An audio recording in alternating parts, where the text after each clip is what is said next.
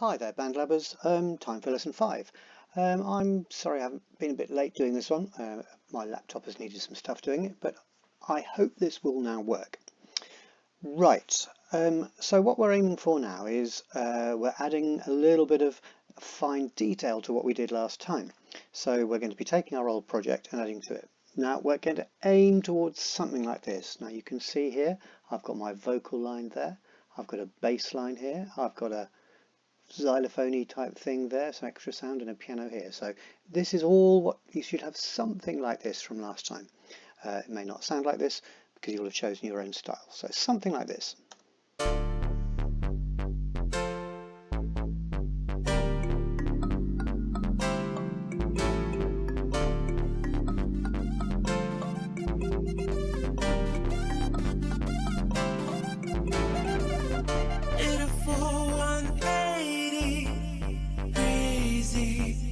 Thinking about the way I was, did the heartbreak change me?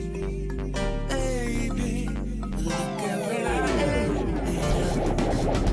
I'm already so moved on, it's scary. I'm not where you left me at all. So, if you don't wanna see me dancing with somebody, you wanna believe. Okay, I'm going to stop there. So we'll go right back to the beginning. Now, after the last one, I asked you to start a personal project and said that you can carry on working at it until I set the next task. And some of you have come back and said, oh, I don't know how to start that. So here we go. When you go to what's called your library, if it goes somewhere else, if you come out in, and it looks like that, and it says whatever your year is and home tasks, if you go to the library, which is up here, click in there, and you'll find the one, whatever you called it before. This is the one that I want to be working on here, and you go to here and you open it in Mix Editor. Okay, so again, it's one you've already had before, and we're opening in Mix Editor.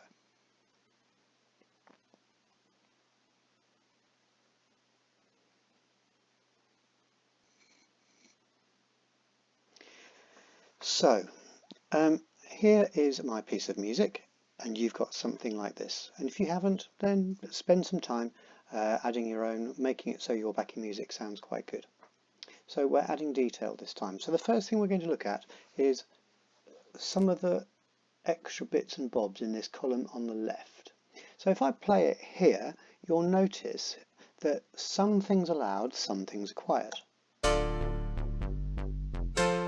Very loud piano,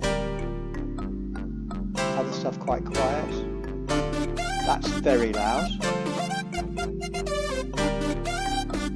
Listen to the singing. And the singing is very quiet. So the simplest way to do that, so you can adjust the volumes of each line, is here. If you just hover over this, can you see it says volume? And you just slide it up. So at this point, I'm just going to highlight that bit so it loops. That's better. It was round there.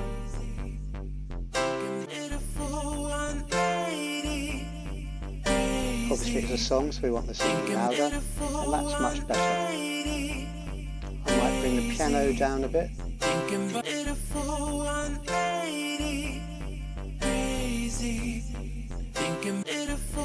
And then if you remember this bit here, my purple one here, is also very loud. Well, I'm going to deal with that now. I don't want it to come in that loudly. And we'll address that one later. So I'm going to deal with that one later. But for now, I've made the piano quieter and I've made the singing louder. So that's the volume. And what I'd like you to do, your first little task, is just to go through all the tracks you've got and decide which you want to be loudest, which you want to be quietest, and just show that you can adjust it a little bit. And I'll be able to see when you submit this to me what you've done to it. Right, the next little bit is a thing called panning. So here, can you see it says LR? So this is what panning does. Now listen really carefully, because what I'm now going to do is I'm going to pick on this special effect here. So I'm going to solo it, and I'm going to just loop that special effect so we can hear there. So at the moment it sounds like this.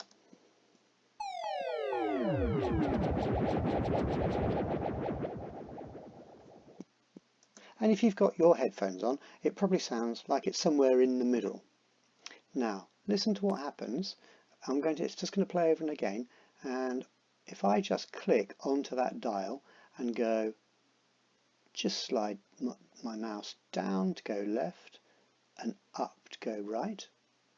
Okay, have a listen this time to what happens. Listen, you need to have your headphones in with both ears working for this. Left, right, left, right. Okay, here we go. Right. Okay, could you hear it moving? So that is really, really important too. Now what's really good in a track is to imagine that all your musicians, all the lines of music are somewhere on the stage. So you're singing, you probably want somewhere in the middle. The bass guitar, maybe one side a little bit. I'm not using that one, this one. One side a little bit. Maybe the xylophone to the other side a little bit. And I'm going to have the synth right over there. Okay, so now if we listen, you'll hear, let's have the piano, yeah, piano can be over there a little bit as well. So now, from the beginning, you'll hear every instrument in a different position.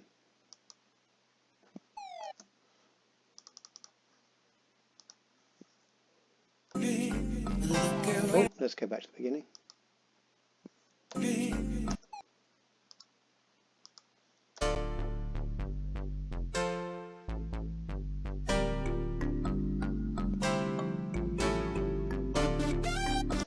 Okay, so what I'm going to do, just so you can hear how that all worked, is just loop those first 8 bars, and then you'll hear it change.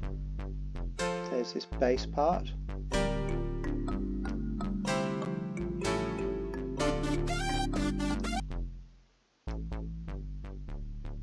So I've changed that to be to the left. Then I'm going to add this marimba. Normally it was there. I'm going to turn it onto my right here. I think that's more interesting. So there we have it all together.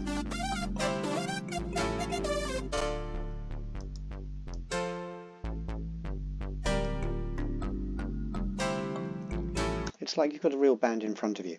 And so that is called panning. And so it would be, I need you to have all your each different track, each horizontal line of music to be somewhere different. And this is called stereo. Stereo is the left and right, and so that's the next thing. It's called a stereo field. Where are you going to put each instrument between the left and the right?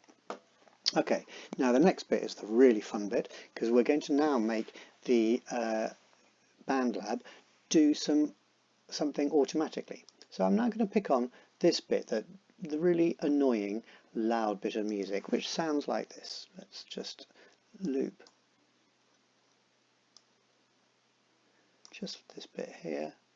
So I'm only going to loop here.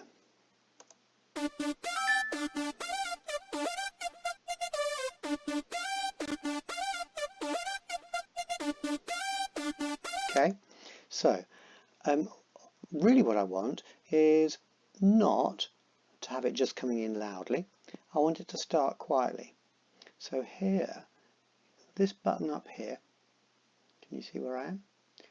If you hover over it, it says show hide automation. So automation is where you tell Bandlab to do something automatically.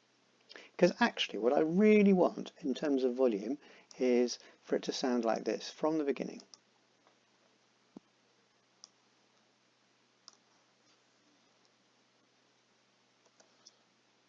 Quiet, and then I'm just sliding it up to be loud.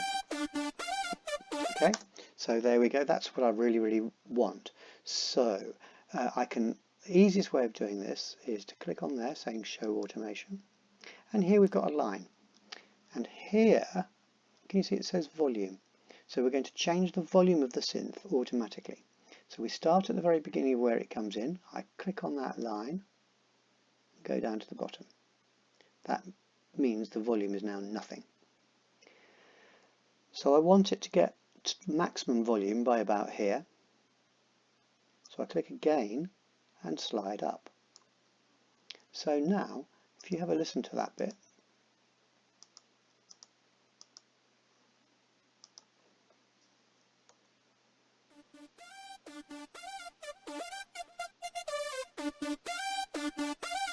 okay, could you hear that getting louder and louder and louder, as if it's coming in along with everybody else? If I take everything else out, now we can hear all the music. Here we go.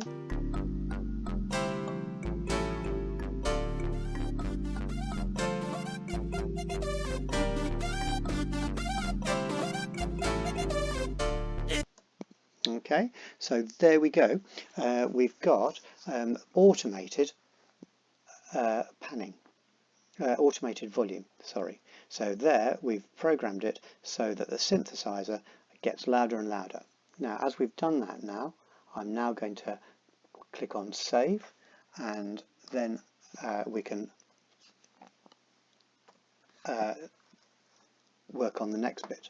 Because volume is not the only thing we can automate. We can also automate panning. So do you remember we were talking about panning when we were doing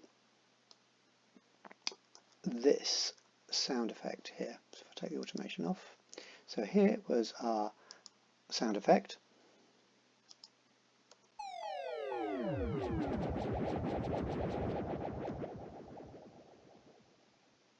And what I want it to sound like is this.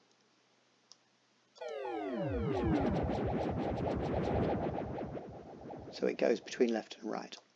So again, we click on, what's it called when we want it to do it by itself? Automation. Well done. So we find that automation button again. And this time on that effects line, it's where it says volume. We click on here and we can see it says pan.